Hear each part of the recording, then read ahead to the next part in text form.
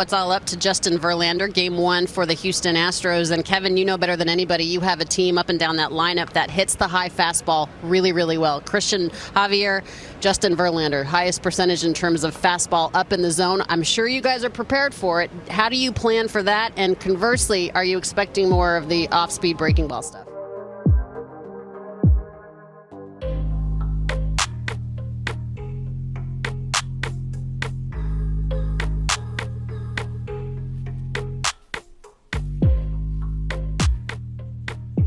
Well, I mean, I think Justin throws a lot of off-speed pitches as well. I mean, he's got a really tight slider. He uses it a lot.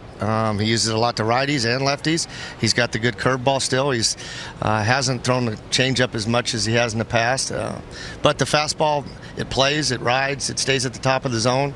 We'll be ready for it. And a little trouble early in these two starts for him, first couple of innings against Seattle and the Yankees. Mojo, Kev, I mean, you got plenty of it. You've won game one of every series so far. I think it all began with that 6-run rally in the ninth inning in St. Louis. A lot of juice there. Haven't played in 4 days. On the road here in a game one. How important early at bats for the Phils tonight? Let me hear. They're all important.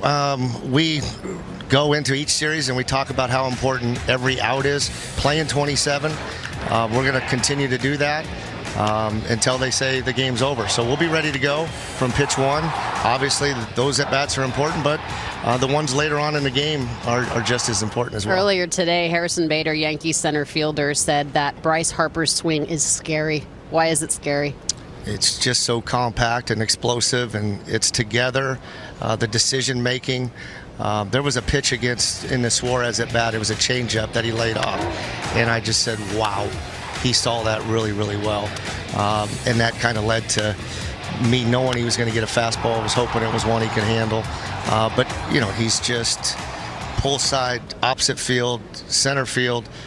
Splits, changeups, curveballs, sliders, fastballs. He's been able to hit them all. He's really fun to watch. This is a very good bullpen with no lefties in it, but a lot of those righties that do very well against left-hand hitters, and you got Schwarber and Harper.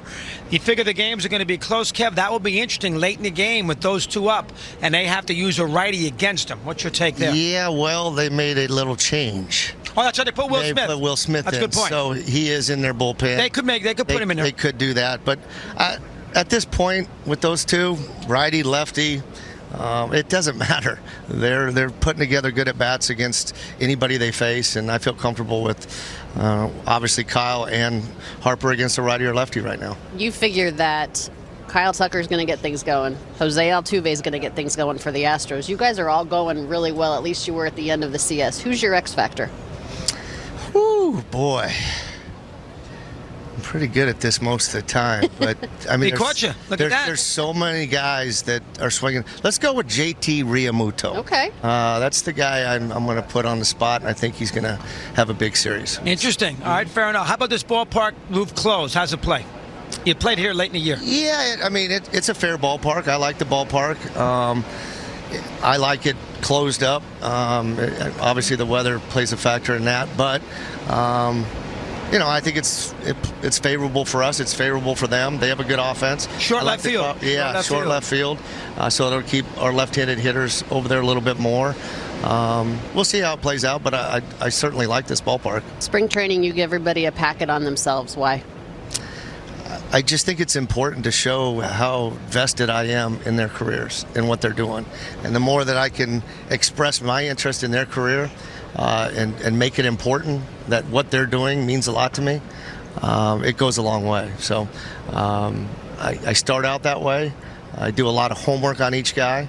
I give them the information, and then we start attacking. Like the idea that both the right side of the infield guys, Segura and Hoskins, who made defensive mistakes, base-running mistake for Segura too. You know, but no issues from an offense. They did not take their mistake defensively to their next at bat. Thoughts there, Kev? And we talk about that. We talk about turning the page, play baseball.